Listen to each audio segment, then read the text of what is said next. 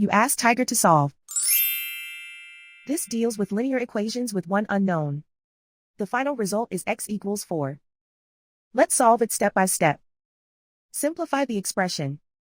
Simplify the arithmetic. Group all x terms on the left side of the equation. Subtract 6x from both sides. Group like terms. Simplify the arithmetic. Group like terms. Simplify the arithmetic. Group all constants on the right side of the equation. Add 2 to both sides.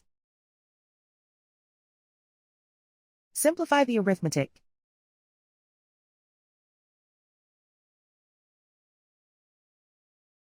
Isolate the x. Divide both sides by 2. Simplify the fraction.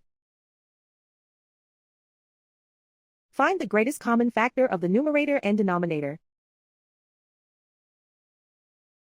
Factor out and cancel the greatest common factor. And so the final result is x equals 4.